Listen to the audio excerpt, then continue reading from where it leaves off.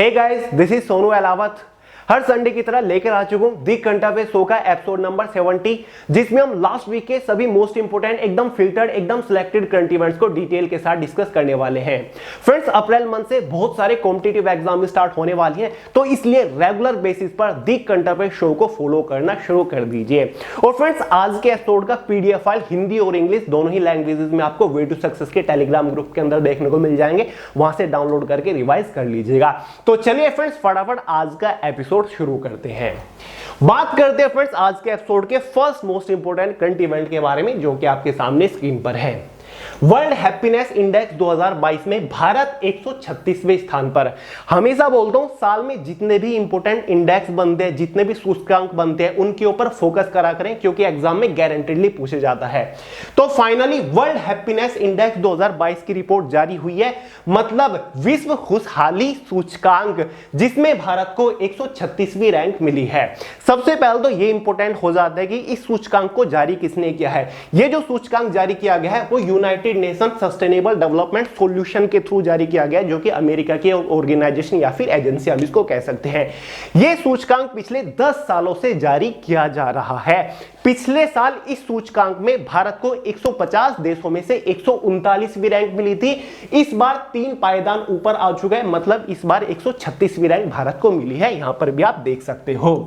देखिए फ्रेंड्स, ये जो सर्वे किया जाता है डिफरेंट देशों के ऊपर, इसमें 3-4 फैक्टर के ऊपर नजर रखी जाती है। यानी कि किसी भी देश का जो स्वास्थ्य व्यवस्था है वो कैसी है, किसी भी देश का जो शिक्षा प्रणाली है वो कैसी है, किसी भी देश की जो अर्थव्यवस्था है उसके ऊपर सर्वे किया जाता है, और किसी भी देश के अंदर जो रोजगार के अवसर है वो कैसे हैं, उस देश के लोग, उस देश के जो नागरिक है उन सिस्टम से सेटिस्फाई हैं, उनको लाभ मिल पा रहा है या फिर नहीं, वो लोग उस देश के नागरिक खुश है या फिर नहीं। इन फैक्टर्स के ऊपर यह सर्वे किया जाता है। इस बार टोटल 146 कंट्रीज के ऊपर यह सर्वे किया गया, जिसमें भारत को 136वीं रैंक मिली है। अब डेफिनेटली आपके माइंड में एक सवाल उठ रहा होगा कि भैया इस रैंक के अंदर, इस सूचकांक के अंदर सबसे नंबर 1 रैंक कौन से देश को मिली है, मतलब कौन से देश के लोग सबसे ज्यादा खुश हैं। तो यह भी देख लेते हैं। तो फ्रेंड्स, यहां पर देखिए, इस रैंक में, इस सूचकांक में पहली जो रैंक मिली है वो फिनलैंड को मिली है, और लगातार पिछले 5 सालों से फिनलैंड टॉप पर बना हुआ है, मतलब फिनलैंड के लोग सबसे ज्यादा खुश हैं। साथ ही सेकंड पर डेनमार्क है, थर्ड पर आइसलैंड है, चौथे पर हमारा स्विट्जरलैंड है, पांचवें पर नीदरलैंड, छठे पर लैक्टमबर्ग, सातवें पर स्वीडन, नॉर्वे, इजराइल और न्यूजीलैंड है। अब एक और सवाल उठ रहा होगा कि भैया भारत का तो पता चल गया, भारत के जो पड़ोसी देश है उनका क्या हालचाल है। देखिए, पाकिस्तान को इस सूचकांक में 121वीं रैंक मिली है, मतलब भारत से काफी ज्यादा खुश है पाकिस्तान के लोग। साथ ही बांग्लादेश को इसमें 94 रैंक मिली है, और चाइना को इसमें 72 रैंक मिली है। अफगानिस्तान के लोग सबसे ज्यादा अप्रसन्न है अपने जीवन में, मतलब सबसे ज्यादा दुखी हैं, इसलिए उनको 146वीं, मतलब कि लास्ट में वो इस रैंकिंग में आए हैं, वो सबसे दुखी माने गए हैं इस रिपोर्ट के अकॉर्डिंग। ठीक है दोस्तों, तो ये पूरी रैंक जारी की गई है। याद रखिएगा, वर्ल्ड हैप्पीनेस इंडेक्स 2022 में भारत को 146 में से 136वीं रैंक मिली है। नेक्स्ट है, इंपोर्टेंट होते हैं इस टाइप के क्वेश्चन। मिस वर्ल्ड 2021 का ताज पोलैंड की कैरोलिना बिलावास्का ने जीता। फ्रेंड्स, हाल ही में मिस वर्ल्ड 2021 का 70वां एडिशन प्यूरेटो रिको देश के सैन जुआन शहर में आयोजित कराया गया, जिसको पोलैंड की कैरोलिना बिलावास्का ने जीता, जो कि आप स्क्रीन पर देख रहे हैं। मोस्ट इंपोर्टेंट क्वेश्चन है, अक्सर ऐसे ही एग्जाम में पूछे जाते हैं। फर्स्ट और सेकंड रनर अप की भी बात कर लेते हैं। फ्रेंड्स, इस प्रतियोगिता में जो फर्स्ट रनर अप रही है वो इंडियन और अमेरिकन श्री सैनी रही है। साथ ही इस प्रतियोगिता में जो सेकंड रनर अप रही है वो वेस्ट साउथ अफ्रीका की ओलिविया येश रही है, जो कि आप स्क्रीन पर देख रहे हैं। ज्यादा इंपॉर्टेंट यही है कि यह खिताब फाइनली किसने जीता, जो आपके सामने स्क्रीन पर है। याद रखिएगा, पोलैंड की कैरोलिना बिलावास्का है।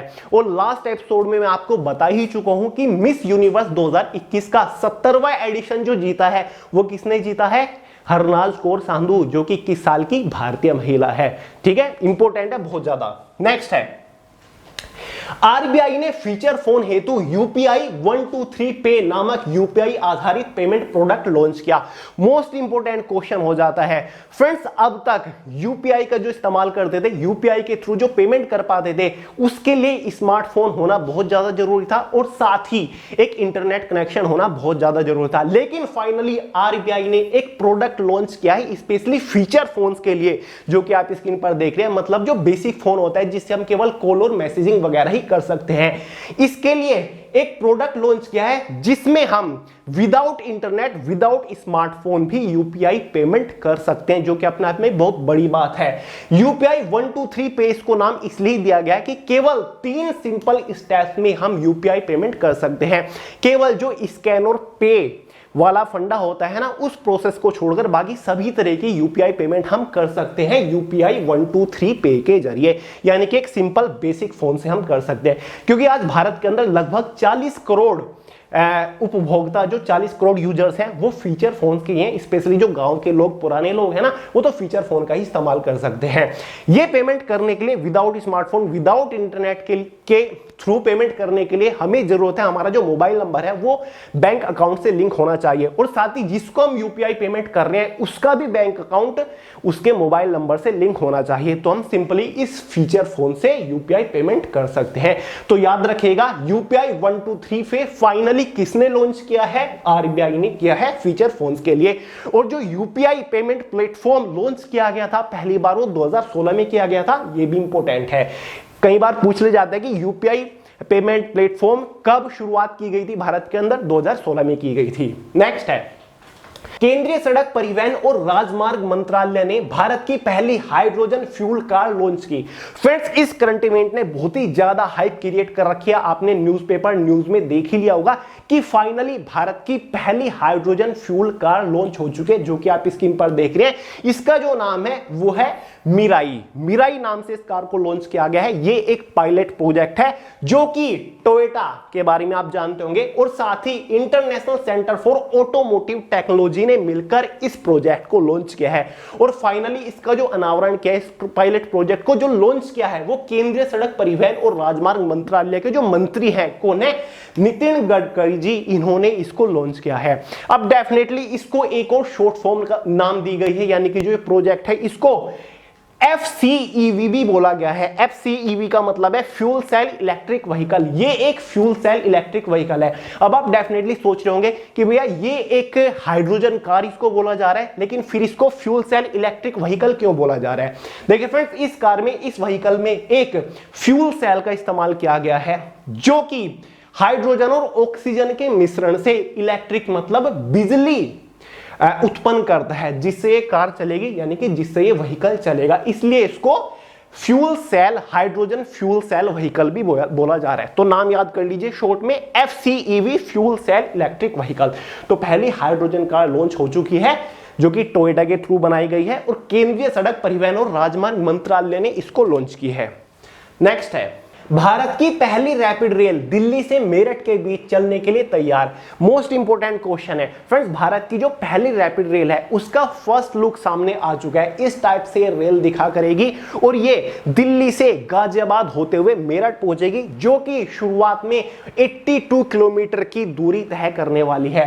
इस ट्रेन की जो खास बात है वो ये है कि ये रेल और मेट्रो का मिश्रण है, यानी कि उसका ये एक मिक्सचर है। शुरुआत में इस ट्रेन में 6 कोचेज रहने वाले हैं, उसके बाद आवश्यकता के तौर पर, आवश्यकता की बिना पर उसको बढ़ाया भी जा सकता है।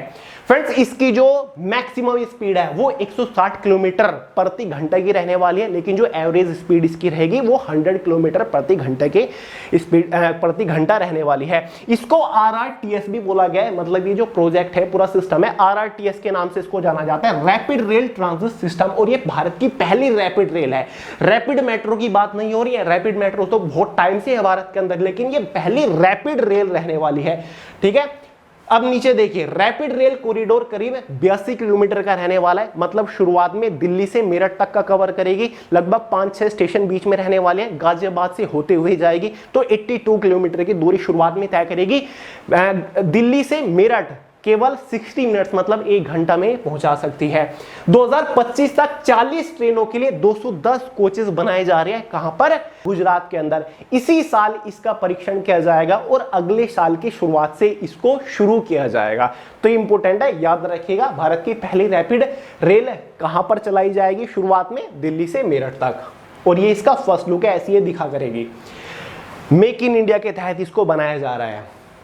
8 मार्च को विश्व भर में अंतरराष्ट्रीय महिला दिवस मनाया गया। फ्रेंड्स, हाल ही में 8 मार्च गया है, तो इसी दिन इंटरनेशनल वुमेन डे के रूप में मनाया गया है दुनिया भर के अंदर।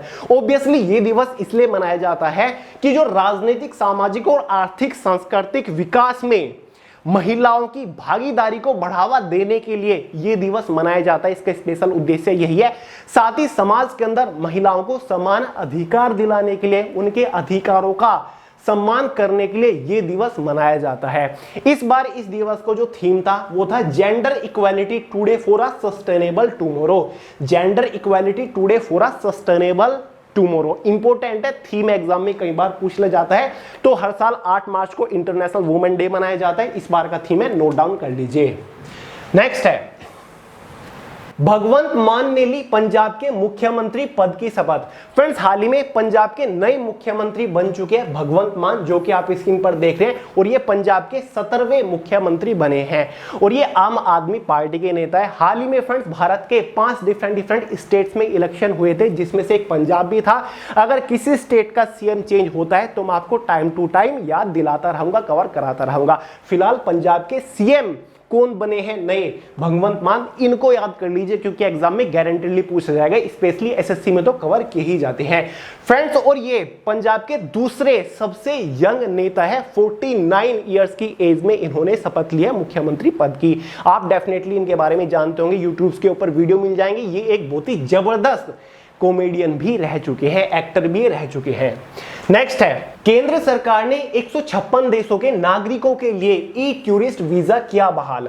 फ्रेंड्स, अगर आपको याद हो, मार्च 2020 में जब कोविड का आगाज हुआ था तो भारत ने बहुत सारे देशों के ई टूरिस्ट वीजा के ऊपर प्रतिबंध लगा दिया था ताकि कोविड ज्यादा ना फैल सके। अब फाइनली 2 साल के बाद 156 देशों के नागरिकों के लिए ई टूरिस्ट वीजा बहाल कर दिया, मतलब प्रतिबंध हटा दिया है। अब 156 देशों के जो डिफरेंट नागरिक है वो भारत के अंदर टूर पर आ सकते हैं, भारत के अंदर पर्यटन स्थल पर आ सकते हैं, भारत के अंदर भ्रमण कर सकते हैं। तो फाइनली ई टूरिस्ट वीजा और बाकी जो टूरिस्ट कागजी वीजा है उसके ऊपर भी रोक हटा दी है, यानी कि 156 देशों को वीजा मिल चुका है। तो इंपॉर्टेंट क्वेश्चन एग्जाम में पूछा जाएगा कि कितने देशों के नागरिकों का ई टूरिस्ट वीजा बहाल किया है? तो याद रखिएगा 156 देशों का। और स्पेशली अमेरिका और जो जापान के जो नागरिक हैं उनको कुछ अदर ही बेनिफिट मिलने वाले हैं, कुछ एक्स्ट्रा बेनिफिट उनको देखने को मिलेंगे। नेक्स्ट है, 9 मार्च को विश्व भर में नो स्मोकिंग डे मनाया जाता है। हाल ही में फ्रेंड्स 9 मार्च गया है, तो इसी दिन दुनिया के अंदर नो स्मोकिंग डे के रूप में मनाया गया है। इस दिन को मनाने का उद्देश्य यही है कि जो धूम्रपान है, जो लोग धूम्रपान का सेवन करते हैं उनको जागरूक किया जाता है, उनको अवेयर किया जाता है कि धूम्रपान के क्या साइड इफेक्ट है, धूम्रपान किस तरीके से ह्यूमन बॉडी के ऊपर प्रभाव डालता है। उससे बचने के लिए, उससे रोकथाम करने के लिए लोगों को जागरूक किया जाता है। साथ ही लोगों को धूम्रपान छोड़ने के लिए, स्मोकिंग छोड़ने के लिए प्रेरित किया जाता है। ये दिवस इसलिए मनाया जाता है समाज के अंदर अवेयरनेस फैलाने के लिए। हर साल इसका एक अलग थीम होता है, इस बार जो इसका थीम था नोट करके चलिएगा, quitting smoking does not have to be stressful. Quitting smoking does not have to be stressful. Note down करिए, नो स्मोकिंग डे का इस बार का ये थीम था। नेक्स्ट है, रेल मंत्री अश्वनी वैष्णव ने कवच सुरक्षा तकनीक का सफल परीक्षण किया। ये इंपॉर्टेंट है। आपने रेलवे मिनिस्टर जो अश्वनी वैष्णव है इनके ट्विटर पे 1.5 मिनट का वीडियो भी देखा होगा, जिसमें ये ट्रेन में बैठे हुए हैं और कुछ टेस्ट कर रहे हैं। तो जो कवच टेक्निक लॉन्च किया है, जो कवच टेक्निक बनाई है रेलवे ने, उसी का ही सफल परीक्षण हाल ही में खुद रेलवे मिनिस्टर अश्वनी वैष्णव ने किया है। कवच टेक्निक है क्या? फ्रेंड्स, ये एक ऐसी टेक्निक है, अगर आमने सामने से 2 ट्रेनें आ रही हैं तो ट्रेन को आपस में टकराने से, दुर्घटना होने से ये टेक्निक रोकेगी। मतलब अगर आमने सामने से 2 ट्रेनें आ रही हैं तो लगभग 300 मीटर की दूरी पर ही दोनों ट्रेनें रुक जाएंगी अगर उनमें कवच टेक्निक लगी हुई है। और साथ ही जो भी फाटक होते हैं, जो गेट आते हैं मतलब बीच में, उन पे पहुंचने पर ऑटोमेटिकली जो ट्रेन की सीटी होती है ना, सायरन होता है, वो ऑटोमेटिकली बज जाएगा इस कवच टेक्निक के तहत। तो काफी यूनिक टेक्निक है, स्पेशली जब मतलब इंजन बदलते हैं ना, और स्पेशली जो बड़े जंक्शन होते हैं उनमें ऐसी सिचुएशन बन जाती है कि दोनों ट्रेनें आमने सामने से एक ही ट्रैक पर हो जाती है कभी कभी, जिसकी वजह से कई बार दुर्घटना हो जाती है। क्योंकि जो ये ट्रेन है पुरानी, ये ऑब्वियसली अचानक तो नहीं रुकती अगर हम इसमें ब्रेक मारेंगे, इसलिए अगर सामने से कोई ट्रेन आ रही है तो ऑटोमेटिकली जो एक कवच टेक्निक है उसको डिटेक्ट कर लेगा और ऑटोमेटिकली ब्रेक लगा देगा 300 मीटर पहले ही। तो ये काफी यूनिक टेक्निक है। तो याद रखिएगा, एग्जाम में क्वेश्चन बनेगा कि हाल ही में कवच टेक्निक किसने बनाई है या फिर मतलब किसने लॉन्च किया है। तो रेलवे ने इसको लॉन्च किया है और फाइनली अश्वनी वैष्णव ने इसका सफल परीक्षण किया है, एक ट्रेन में रेलवे मिनिस्टर से, और दूसरे सामने से जो ट्रेन आ रही है उसमें बाकी का स्टाफ भी था और साथ ही जो रेलवे के चेयरमैन है वो भी थे, तब जाके इसका सफल परीक्षण किया गया। कवच नाम याद रखिएगा। और जो मैंने आपको शुरुआत में जो रैपिड रेल के बारे में बताया था ना, उसमें कवच टेक्निक होगी और साथ ही जो रैपिड रेल है उसमें फ्री वाईफाई की भी सुविधा रहेगी। ये चीजें मैं आपको बतानी भूल गया था। भारत सरकार का बड़ा फैसला, यूक्रेन से फिलहाल पोलैंड शिफ्ट किया जाएगा भारत का दूतावास। एग्जाम में गारंटीली क्वेश्चन बनेगा, हाल ही में भारत का जो दूतावास है यूक्रेन के अंदर वो टेम्परेरीली किस देश में शिफ्ट किया गया। तो याद रखिएगा, यूक्रेन का ही एक पड़ोसी देश है पोलैंड, जिसकी राजधानी है वार्साओ। वहां पर यूक्रेन के अंदर जो भारत का दूतावास है उसको शिफ्ट किया गया, क्योंकि डेफिनेटली आपको पता है सिचुएशन बहुत ही गंभीर चली हुई है, रशिया और यूक्रेन के बीच में जबरदस्त कॉन्फ्लिक्ट चला हुआ है। इसलिए टेम्परेरीली जो भारत की एम्बेसी है, इंडियन एम्बेसी है यूक्रेन में, उसको पोलैंड के अंदर शिफ्ट किया जा रहा है। याद रखिएगा, ये देखिए गूगल के ऊपर जब आप सर्च करोगे तो एम्बेसी ऑफ इंडिया यूक्रेन के अंदर कीव के अंदर थी, दिखा रहा है टेम्परेरी क्लोज्ड, जो कि फिलहाल पोलैंड के अंदर जाने वाली है, यानी कि वहीं से ही कार्यरत करेंगे इसको, पोलैंड से ही। नेक्स्ट है, महाराष्ट्र के पुणे शहर में भारत का पहला मेडिकल सिटी इंद्रायणी मेडिसिटी स्थापित करने की घोषणा। हाल ही में एक बहुत बड़ी घोषणा करी गई है कि जो महाराष्ट्र का एक शहर है पुणे, वहां पर भारत की पहली मेडिकल सिटी स्थापित की जाएगी, जिसका नाम होगा इंद्रायणी मेडिसिटी। फ्रेंड्स, जहां पर भी बात आ जाए भारत का पहला, भारत की पहली रैपिड रेल, भारत की पहली बुलेट ट्रेन, भारत की पहली मेडिकल सिटी, ये समझ लीजिए वो मोस्ट इंपोर्टेंट है, एग्जाम में पूछा जाएगा। तो ये याद रखिएगा। और ये मेडिकल सिटी होगी क्या? मेडिकल सिटी का मतलब ये है कि भारत के अंदर पहला एक ऐसा शहर बनाया जा रहा है, पहली एक ऐसी मेडिकल सिटी बनाई जा रही है जहां पर हर एक बीमारी का उपचार, हर एक बीमारी का ट्रीटमेंट एक ही जगह पर होगा। कोई भी बीमारी है उसका ट्रीटमेंट लेना है तो एक ही जगह पर होगा, इस मेडिकल सिटी के अंदर। और ये भारत के अंदर पहली मेडिकल सिटी स्थापित की जा रही है। जो बड़े बड़े देश है अमेरिका, जापान, उनके अंदर ऑलरेडी मेडिकल सिटीज चलती हैं, तो ये भी भारत के अंदर आने वाली है। कहां पर? पुणे के अंदर। यहां पर मैंने लिखा हुआ अभी, हेड़ तालुका में 300 एकड़ भूमि क्षेत्र में आएगा। यह देश का पहला ऐसा शहर होगा जहां पर सभी उपचार एक ही स्थान पर होंगे। नेक्स्ट है, 16 मार्च को राष्ट्रीय टीकाकरण दिवस मनाया गया। फ्रेंड्स, हर साल भारत के अंदर 16 मार्च को नेशनल वैक्सीनेशन डे के रूप में मनाया जाता है।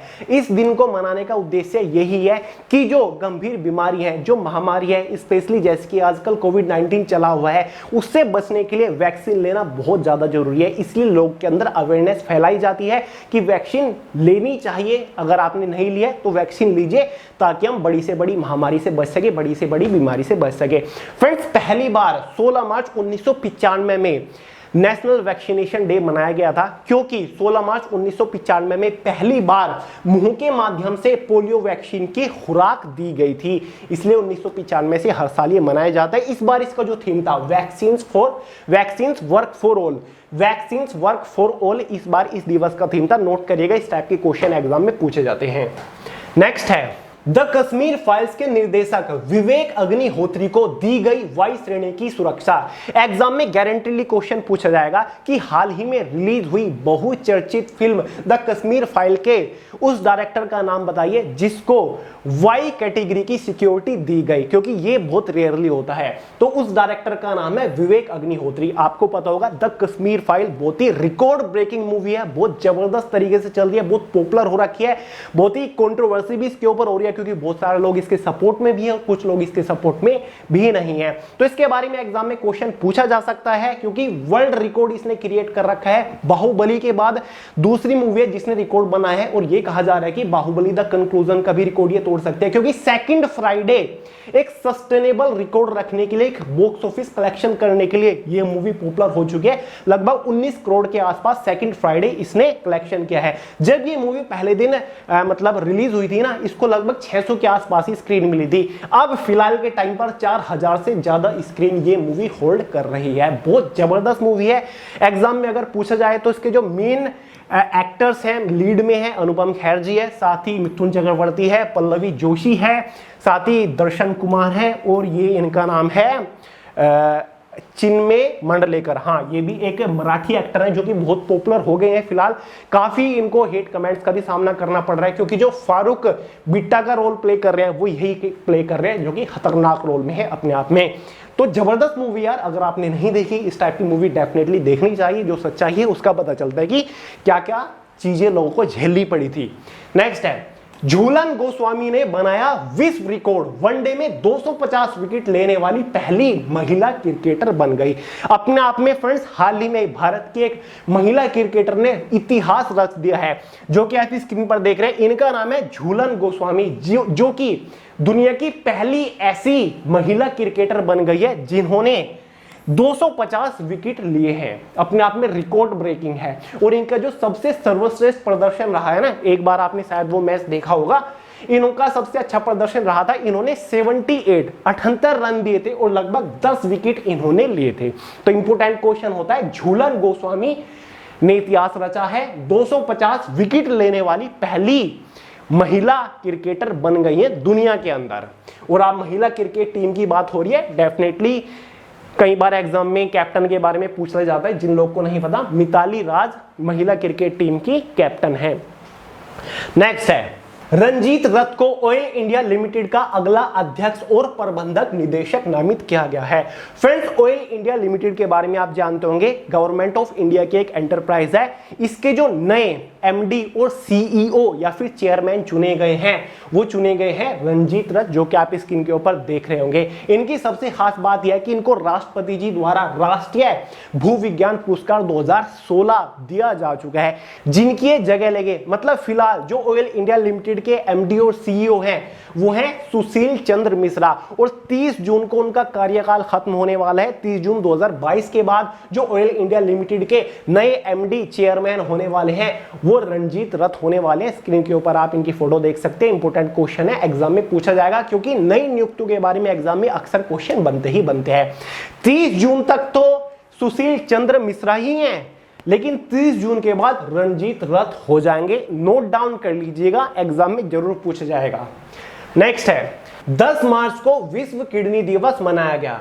फ्रेंड्स, हाल ही में 10 मार्च गया है, इसी दिन दुनिया भर के अंदर वर्ल्ड किडनी डे के रूप में मनाया गया। इस दिवस को मनाने का उद्देश्य यह है कि जो किडनी से रिलेटेड बीमारियां हैं उनकी रोकथाम के लिए लोगों के अंदर अवेयरनेस, जागरूकता फैलाना है। साथ ही जो दुनिया भर के अंदर किडनी से रिलेटेड बीमारियों के मामले बढ़ रहे हैं उनको रोकना है। हर साल इस दिवस का एक यूनिक थीम होता है। इस बार इस दिवस को एक अलग थीम के साथ मनाया गया। यहां पर देखिए, किडनी हेल्थ फॉर ऑल, मतलब सभी के लिए गुर्दे का स्वास्थ्य जरूरी है। तो याद रखिएगा, थीम भी कई बार एग्जाम में पूछा जाता है, किडनी हेल्थ फॉर ऑल, और हर साल 10 मार्च को विश्व किडनी दिवस के रूप में मनाया जाता है। इंपोर्टेंट क्वेश्चन है, एग्जाम में 1 से 2 क्वेश्चन हर एक शिफ्ट में इंपोर्टेंट डेट से जरूर पूछा जाता है, इसलिए नोट डाउन कर लिए होंगे आपने। तो फ्रेंड्स, ये था शायद आज का लास्ट इंपोर्टेंट करंट इवेंट। आज के एपिसोड का पीडीएफ फाइल हिंदी और इंग्लिश दोनों ही लैंग्वेज में आपको वे टू सक्सेस के टेलीग्राम ग्रुप के ऊपर मिल जाएगा। इंस्टाग्राम के ऊपर फॉलो कर लीजिए, सोनू अहलावत, क्योंकि छोटी मोटी सी अनाउंसमेंट वहां पर करते रहता हूं। चैनल को सब्सक्राइब करना बिल्कुल भी मत भूलिएगा। और बुक्स के बारे में आपको कई बार बता चुका हूं, वे टू सक्सेस की जनरल अवेयरनेस की बुक का हिंदी और इंग्लिश नया एडिशन लॉन्च हो चुका है। लिंक डिस्क्रिप्शन बॉक्स में फ्लिपकार्ट से परचेज कर लीजिएगा। और अभी कुछ ही दिन पहले आपको हिस्ट्री ऑफ मडीवल इंडिया का जबरदस्त मैराथन प्रोवाइड किया था, जिसमें मध्यकालीन भारत का पूरा इतिहास हमने डिटेल से कवर किया था। वो वीडियो देख लीजिएगा, लिंक डिस्क्रिप्शन बॉक्स में। तो चलिए दोस्तों, इस वीडियो में इतना ही रखते हैं। पसंद आए लाइक करिएगा, दोस्तों शेयर करिएगा, चैनल को सब्सक्राइब करना मत भूलिएगा। मिलते हैं अगली वीडियो में बहुत जल्द, तब तक के लिए जय हिंद।